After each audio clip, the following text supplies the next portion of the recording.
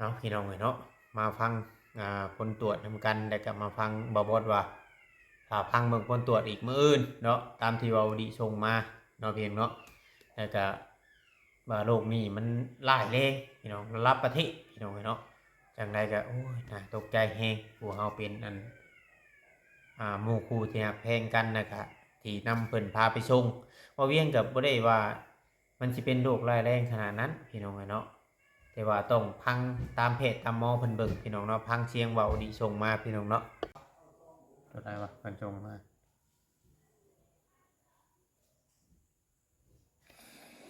เขาว่ากวดเห็นวันนรกมันหมอวิวที่ปัญหาเลยนี่นี่พังพี่น้องเขาว่ากวดเห็นวันนรกมันหมอวิวที่ปัญหาเลยนี่นี่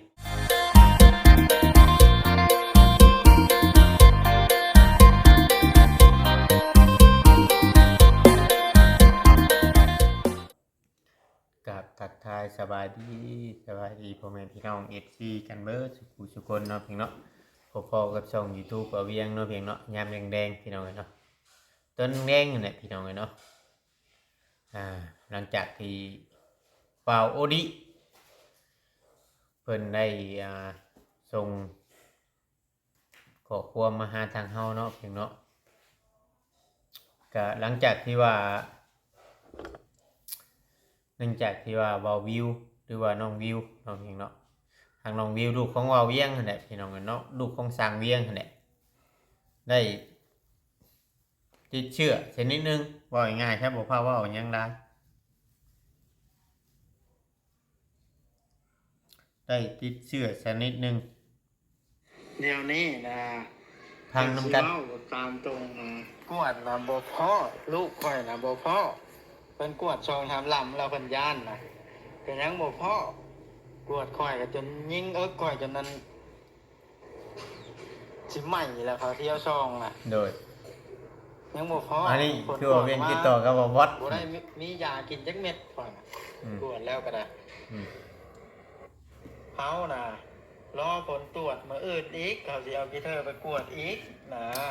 ทางวัดนึงดอกเฮาสิ่งหากวดชองลำล่ะยังบ่เห็นอยู่ก็เลยเวียงตั้งแต่ได้ยินข้อความจากเว้าดิแล้วก็เจ็บหัวเลยเจ็บหัวแล้วก็คิดยังบ่ถูกเพราะว่าย้อนหยังพี่น้องย้อนแบบว่าเวียงมามือแดกนี่ก็ทั้งน้องวิวน้องวิเนาะทั้งน้องวิวน้องวินี่ก็เล่นมาต้นรับพอแล้วก็เฮ็ดคลิปนำกันถ่ายคลิปปกติแบบครอบครัวนะพี่น้องอันนี้บ่เวียงบ่ได้รังเกียจหมู่คู่แบบว่าบ่ง่ายๆว่าเรื่องโลกอันนี้บ่เรื่องโลกบ่รังเกียจหมู่คู่บ่เรื่องโลกอันนี้นะว่าตามความเป็นจริงแต่ตอนนี้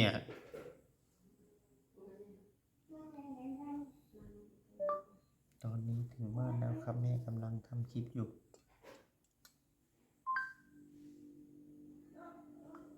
อันนี้บ่ได้เว้าอันรังเกียจหมู่คู่ได้เว้าเรื่องโลกตอนนี้เฮาเข้าใกล้ลูกใกล้เมียบ่ได้เพราะว่าตามที่หมู่คู่ให้เฮาห่าง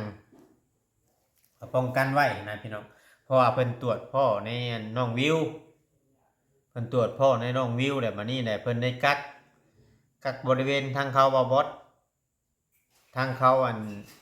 สร้างเวียงทางเขาเว้าดีว่าง่ายๆซะเว้าดีนี่ก็ต้องได้ค่ายาได้ใช้ยาฆ่าเชื้อ3 มื้อจังสิได้กลับบ้านได้เพราะว่ามื้ออื่นนี่ทางเบาเวียงกับตูชิดต้องได้ไปเบิ่งรถเบาดิอยู่หน้าร้านเพราะว่าเราฝากไว้เพราะว่ามันมีบนรับฝากได้อยู่หั่นนะพี่น้องแต่จอดไว้ชื่อว่าง่ายๆใช่พี่น้องเอ้ย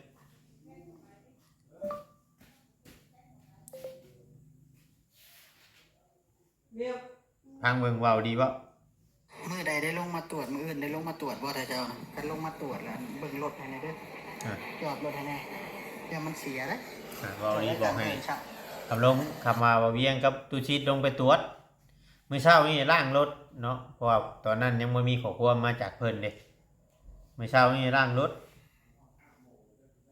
ล้างรถแล้วก็คิดว่าก็ถ่ายคลิปไปปกติน่ะพี่น้องเอ้ยเนาะบ่ได้คิดหยังหลายโอเคโอเคบอกกันนะนี่ขอความเจอตัวที่เพิ่นส่งมาบอก ตัวใดวะเพิ่นส่งมา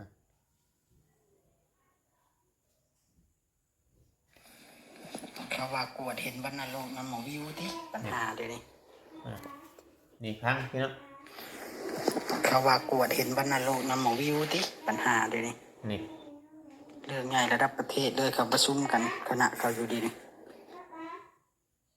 ตายตายตายตายตายตายบริเมื่อซ้ำคอยกับมี3 มื้อพวกเขาจะให้เมื่อ3 มื้อเลยเขาให้เมื่อคอยกับลูกกับเต้าให้กินยาดิ เขาให้เว้าดีกับลูกกับเมียนี่3มื้อเขาจะให้กลับบ้านเขาให้กินยาเขาเนาะพอทีนี้เฮามาเฮือนน่ะเฮาบ่กล้าเข้าใกล้ลูกเมียว่าง่ายๆซะพี่น้องเนาะเพราะว่าผู้ใหญ่นี่บ่เป็นหยังคือตัวบ่เวียงกับแม่น้องวิตี้นี่บ่เป็นหยังผู้ใหญ่แต่ว่าลูกเฮานะพี่น้องภูมิต้านทานมันยังบ่แข็งแรงหันนะเฮาเลยย้าน ลูกคอยนะมันไอไก่มันบริลงปอดเด้คอยยาต้านเชื้อ3 มื้อก็จะให้กลับคันมันมีเชื้อวัณโรคหรือว่าบ่มีก็ตามเพิ่นว่าน่ะสิอันนั้นสิเอายาให้กิน คือลูกเว้าดีนี่บ่มีบ่ได้มีเชื้อว่าง่ายๆว่าตรวจหากแต่ว่ามันเบ้าเฮ็ดให้ยากนั่นน่ะพี่น้อง โอเคโอเคบอกกันก็อยากส่งคอยไปอันห้องหมอรัดพูนเขา ใครส่งเราไป เพราะว่าเขายังไม่ได้ตรวจได้เพราะว่าเขายังไม่ได้ตรวจได้พวกนั้น เพราะว่าเขาจะส่งเว้าดีลงไปหมอรักหากแต่ว่าเราเราบ่ไปเราสิอยู่อินเตอร์นะว่าง่ายๆซะกับลูกกับเมียเราน่ะเนาะเว้าแน่ให้ย่านก็ย่านเด้ อันนั้นเด้อสังเกตเบิ่งเด้อตัวเองเด้อบอกให้ตัวชิดนำป้องกันไปมันเจอโรคเด็ดอีกแล้ว เจอวัณโรคเดี๋ยวนี้หมอวิวนะก็มันสิรอดหรือบ่แหละเจอวัณโรคบ่พอตีงใกล้กันเด้อรอบนี้ พี่น้องเนาะ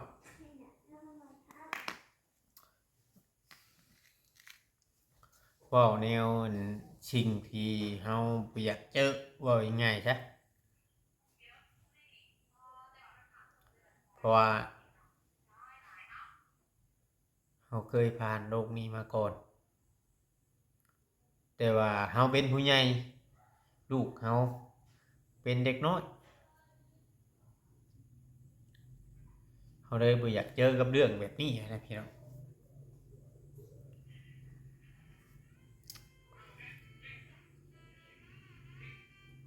ก็เลยคิด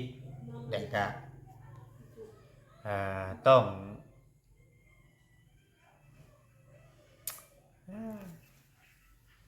มื้ออื่นน่ะทางตุชิตเพิ่นชวนมาเวียงน่ะไปตรวจเบิ่งมันสิติดบ่พี่น้องไปนำกันล่ามมื้อนี่นะเฮาคิดว่าเพราะว่ามื้อที่เฮาไปมื้อแรกกับตุชิตน่ะก็มีอยู่มีใส่แมสบ่ง่ายๆจ้ะทางตุชิตก็มาเอาแมสอยู่ห้านเอื้อยกึมเนาะมาอยู่ห้านขายยาผัวเพิ่นน่ะมาเอาแมสแล้วก็เวียงก็ใส่แมสอยู่ใส่แมสบ่ง่ายๆว่าข้ามไปฝั่งไทยนี่ FC จนคอมเมนต์ท่วงพุ่นน่ะเว้าเวียงกับตุชิตนี่ใส่แมสบ่ถึกเบื้องก็คอมเมนต์ท่วงอยู่พี่น้องเนาะแต่ว่ามันเฮ็ดให้เฮาย้าน มันเฮ็ดให้เฮาย้านได้ตอนนี้พี่น้องเนาะอันนี้เว้าง่ายๆความจริงเนาะพี่เนาะต้องกราบขอโทษขออภัยนำ FC เว้าง่ายๆความจริงอันนี้บ่เวียงบ่ได้รังเกียจหมู่คู่แล้วก็บ่ได้เว้า ผู้นั้นผู้นี้หักแพงหมู่คู่เบิดอันนี้เว้าง่ายๆว่าเฮารังเกียจโลกเว้าตามตรงนะผู้ใดเข้ามาเบิ่งมาชมนี่ก็ต้องให้เข้าใจเด้อพี่น้องเด้อเพราะว่าบ่เวียงเคยเป็นโรคนี้มาก่อนเคยกินยาครบเวลาตามหมอสั่งในเวลา8 เดือนบ่เวียงกินยาต่อสู้กับโรคนี้มาบัดนี้เนี่ยเฮาบ่อยากให้ลูกเฮาน่ะมาเป็นแบบนี้ก็เลยอยู่ห่างจากลูกจากเมียบ่เวียงสินอนนอกแรงนี่บ่เวียงสินอนนอกก่อนได้พังได้เสียงลูกเนี่ยลูกโยกกันกับแม่เพราะว่าหากแต่ว่ามื้อที่บ่เวียงมากับตุชิดมื้อแรกแล้วก็มื้อคืนนี้เนาะคืนที่สองที่ว่าเฮาข้ามไปฝั่งไทยก็ FC ว่าไล่ใกล้ลูกใกล้เมียน่ะบ่เนาะอันนี้ก็ยอมรับพี่น้องเนาะก็แม่ๆเนาะ FC หลายๆคนเพิ่นก็ถามอยู่ถามบ่เวียงว่าบ่เวียงอย่าถือว่าเอาง่ายเด้ออย่าพาใกล้ลูกใกล้เมียเด็ดขาดในช่วงนี้อย่าพาใกล้เมียเด็ดขาดในช่วงนี้บ่ให้ใกล้บ่ให้หอมมื้อแรกพี่น้องเอ้ยเนาะบ่เวียงมาบ่เวียงลูกยังบ่ตื่นบ่เวียงยังไปหอมก็หอมลูกย้อนความรักความแพงก็หอมลูกหอมเมียปกติเฮามาบ้านมาเฮือนเฮาก็ต้องหอมลูกหอมเมียแต่ว่าทางทีมงานเพิ่นแชทมาเตือนกับเพิ่นเป็นห่วงเพื่อความปลอดภัยแต่ก็เลยย่านกันวันนี้พี่น้องเอ้ยบ่เวียงกับตู้ชิดนี่ย่านกันเองมื้อเช้านี่อุชาเบาดีแชทมาใหม่มื้อเช้านี่อุชานั่น มีแต่ว่าข่อยบ่ทันอยากเพราะว่ามันยังบ่ชัวร์ 100% เด้กันยังไปกด ยังบ่100%ตอนนี้นะพี่น้องมีสายโทรเข้าหน่อยนึงพี่น้องเมื่อกี้เนาะแต่ว่ามันบ่คักบ่แน่ในใจพี่น้องเนาะ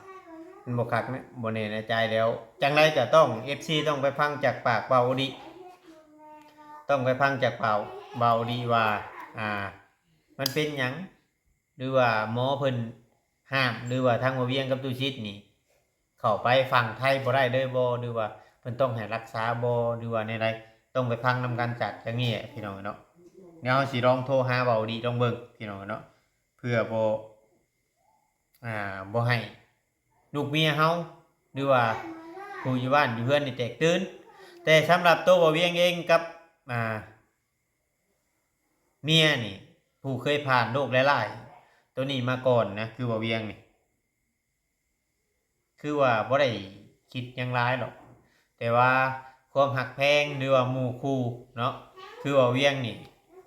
เอาใจใส่เมียบ่เวียงจนหายในบางเทื่อเรื่องหมู่ลูกบ่เวียงอยู่เด้อไกลตอนนี้ยังบ่ได้เข้าใกล้กัน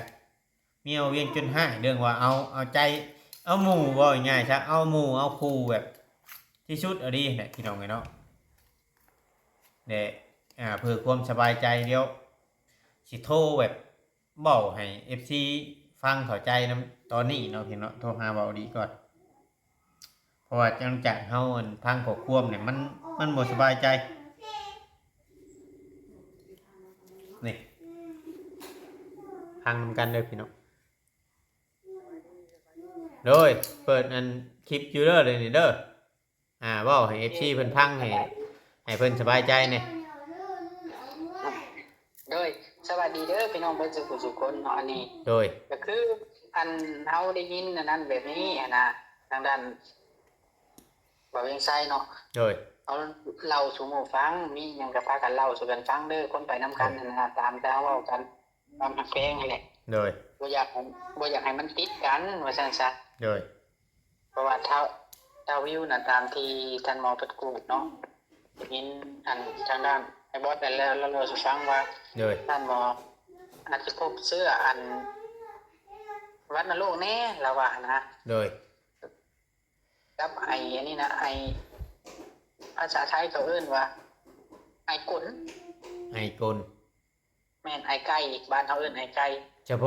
าะกับมันเด็กน้อยนี่บ่ผู้ใหญ่ก็เป็นได้ แต่ว่าผู้ใหญ่นำภูมิต้านทานมันสูงกว่าอืมและมันสิติดกันนะแล้วเขาก็เลยแชทไปบอกเจ้าโดยแชทไปบอกเจ้าว่าให้ระวังไว้บ่พาใครดูใกล้เต้าอาบน้ำสู้สบู่ขาเสื้อกระชับโดยเขาบอกว่านั้นโดยเพราะว่าญาติแบบเอากับญาติลูกหลานทั้งนั้นเป็นคือกันเนาะแม่นขอบใจหลายๆที่ว่าเป็นห่วงครับทางทีมงานความเป็นห่วงแบบว่าหนึ่งคือเจ้าหวังดีฮักแพงครอบครัวเฮามาเลยมาส่งแลนเวียกแลนหยังคืออตุชิตคือเจ้าก็เลยแบบว่ามีสังใดบอกกันว่าหน่อยหรือหลายเฮาก็บอกกันเพื่อระวังซอยกันนะโดยบอกตามความเป็นจริงแต่ละอันโดยกันมันเป็นมาแล้วมันสิยาก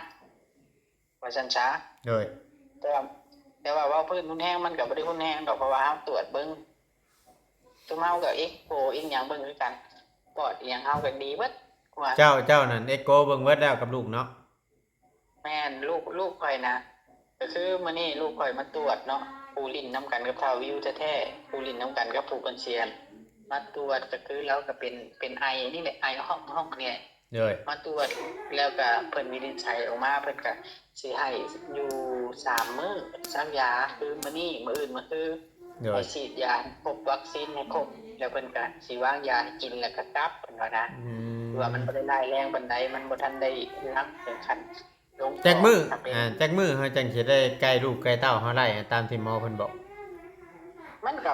บ่ได้อันนั้นดอกเพราะว่ามันเป็นแบบว่าเฮาต้องทำความสะอาดตนตัวซื่อๆนะมันแบบช่วงโควิดนั่นเด้เฮามีแต่ว่าล้างมือใส่ยาฆ่าเชื้อหรือว่าอันแนวมันสะอาดเนาะแม่นไปนั่นซื่อๆดอกบ่แม่นดอกว่า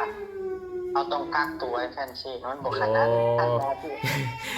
เพิ่นมากวดเพิ่นยังจับได้แฮงอ่ะนะฟังค่อยฟังก็ความเสียงที่เจ้าแซดมาดอกข่อยตกใจบาดนี้คิดจนหัวยองว่าง่ายซะ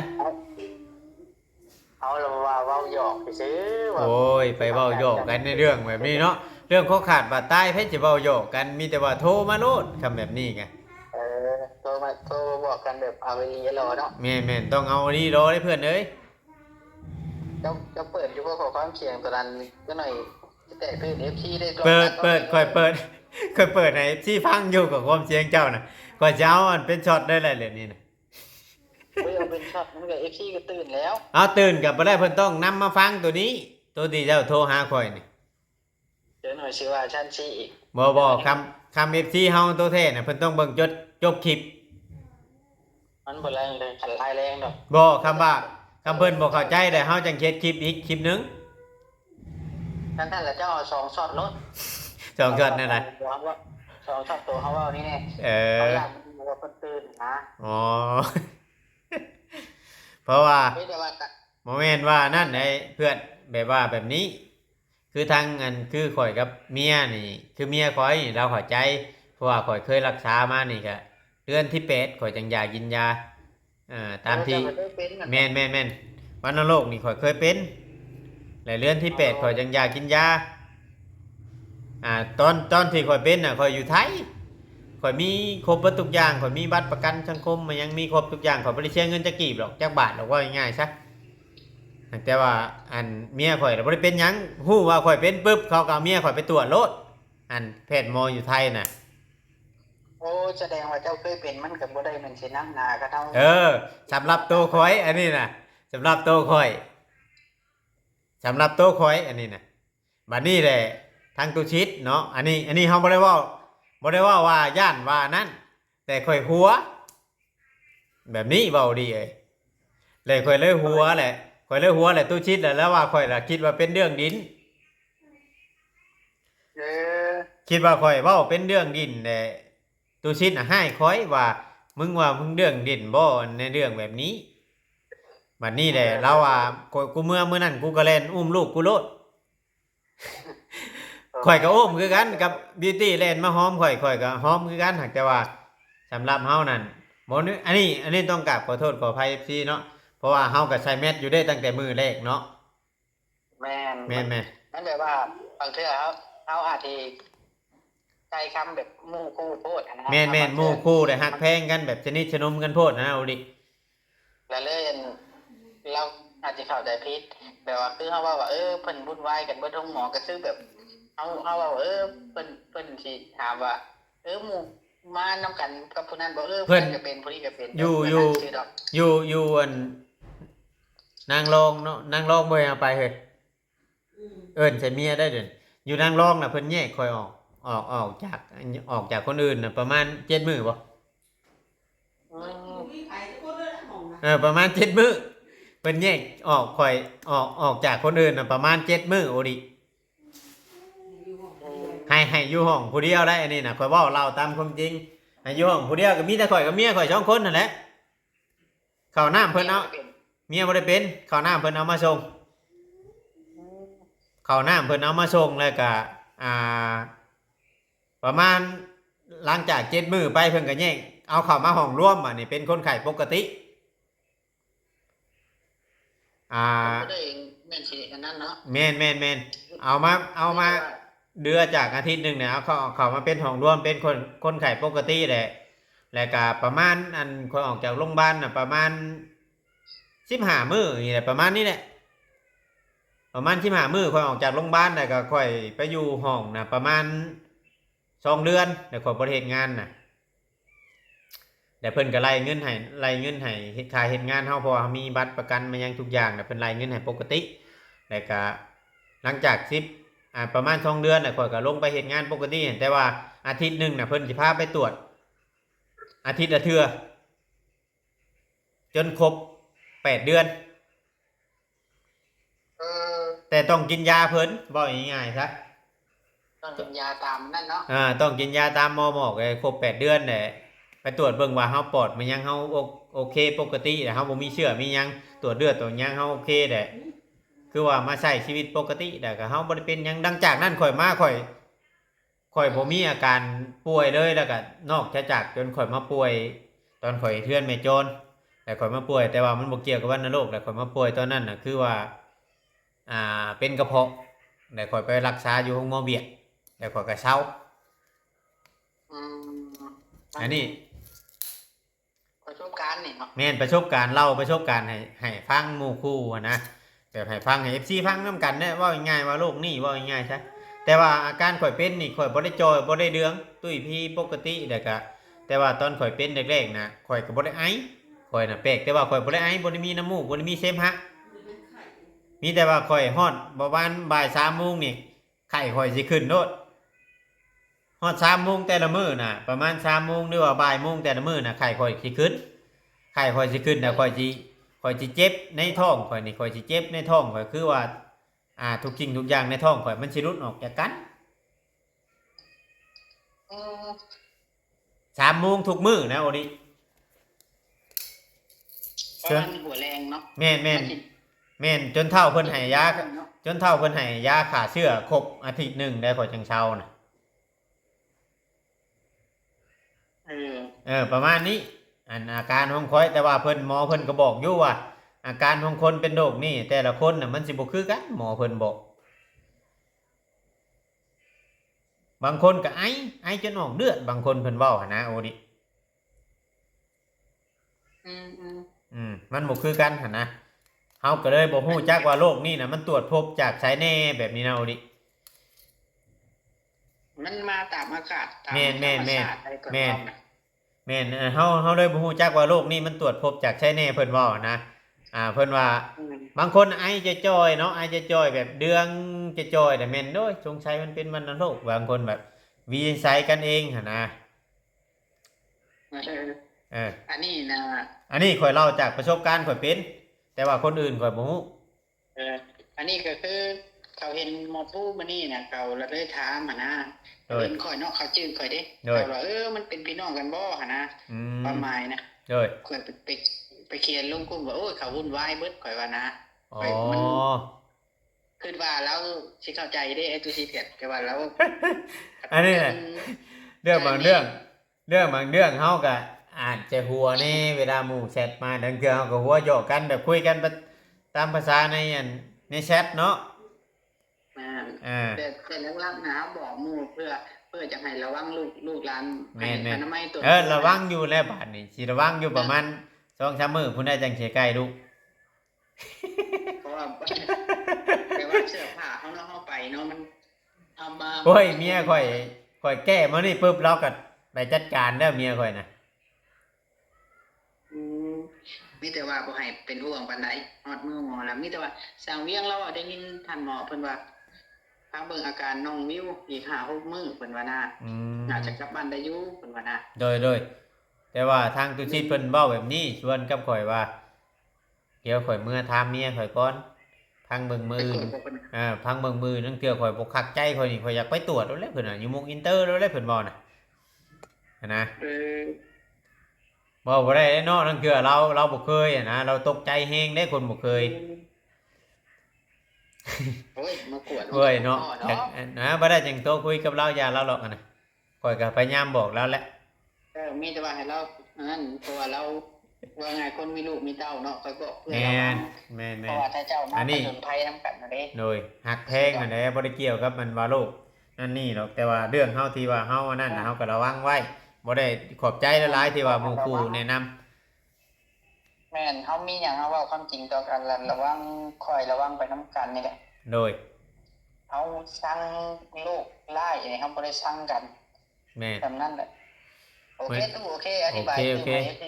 โดยมีแต่ว่ามื้อนี้ก็ไปปวดหัวเบิดมื้อน่ะไปเคลียร์กันกับเรื่องเงินสร้างพุทธเรื่องนั้นไปเบิ่งนะไปฟังเรื่องราวของเพิ่นเว้าแต่เพิ่นเว้าแต่ว่าเฮายังบ่ได้เข้าใจหรอกมีแต่ว่ารออีกประมาณ 3-4 มื้อลุงแก้วว่าตำรวจสิเอาเพิ่นไปทำแผนไปอันเฮ็ดคือเขาเคยเฮ็ดนั่นแหละเจ้าหน้าที่เพิ่นน่ะแต่ว่าเฮาว่าวิธีเพิ่นเฮ็ดแบบไรหั่นนะโอเคตู้โอเคขอบใจหลายๆโอเคพี่น้องเนาะก็สิประมาณนี้เรื่องนี้นะเพราะว่าเนาะจะคิดว่านั่นไรหมอเวียงน่ะทำสิว่าหลายบัดแม่นอยู่คือเฮาเป็นผู้ใหญ่เฮามีภูมิต้านทานแต่ว่ามันหักษาง่ายเนาะแม่นบ่เฮ้ยมันผู้ใหญ่นี่ว่าเฮ้ยกินยาแล้วเฮ้ยฮอร์โมนเจ้าอ่ะนะคือเมียเคยบอกฮอร์โมนเจ้ากินยาเลย7-8 เม็ดกินนะเด็กน้อยนี่เพื่อสิอ้อยเขากินยาไรนี่บ่ได้เป็นง่ายเลยพี่น้องเอ้ยมันเป็นแบบนี้สิ่งที่เฮาญาติเว้าง่ายๆใช่ญาติมันเจอกับเด็กน้อยแต่มันห้ามกินยามันเว้าเรื่องกินยามันยากว่าแนวความหมายของเขานะกับบ่เป็นหยังคือเว้าดีแต่เว้านี่ก็ดีละที่เราตักเตือนก่อนอื่นเฮาก็ต้องกราบขอโทษขออภัยนำแม่ๆ FC ด้วยว่าหมู่คู่ที่ฮักแพงเนาะเพียงเนาะที่เข้ามาเบิ่งมาชมก็ต้องกราบขอโทษขออภัยหลายในเรื่องความหมายของมันนี่คือเฮาเว้าเนี่ยอยากให้ทุกคนเข้าใจเนาะแล้วก็บ่ได้ว่าติว่าหยังแต่ว่าเฮากันไว้ล่ะดีบ่ได้ว่าหยังหลายหรอกในเรื่องของเงินตัวนี้เนาะโรคร้ายที่ว่าเฮาสิหลีกเลี่ยงบ่ได้นะก็มีแต่ว่าเฮาป้องกันตัวเฮาได้ป้องกันครอบครัวป้องกันลูกเต้ามีแต่สู้ๆพี่น้องเนาะสู้ๆให้มันผ่านจุดนี้ไปได้ระวังเรื่องที่ว่าใกล้ลูกใกล้เมียน่ะห่วยตั้งแต่มือมาทำมิตรพุ่นแหละพี่น้องเนาะบุยตี้หรือว่าวีรวันหรือว่าแม่เพิ่นเนาะเฮาก็คือเว้าแหละก่อนที่ออกจากบ้านจากเรือนเฮาก็สัมผัสกันเด็กน้อยแล้วก็ออกไปถ้าว่าจังไดก็บ่ว่ากันพี่น้องเนาะมีแต่ว่าสำหรับคืนนี้บ่เวียงสิอันนั้นก่อนพังเบิ่งอาการหมู่พังเบิ่งหมอตรวจเบิ่งออกไหมว่าบ่บอสว่ารอพังผลตรวจอีกมื้ออื่นถ้าวิทย์มื้ออื่นไปคือว่าใกล้ลูกใกล้เมียแล้วพี่น้องเนาะเอาคลิปนี้ก็ประมาณนี้แหละพี่น้องเนาะผิดพลาดประการใดก็ต้องกราบขอโทษขออภัยนำหลายๆเด้อพี่น้องอยู่ดีมีแห้งพี่น้องเนาะก็กล่าวคำว่าสบายดีพี่น้องเนาะ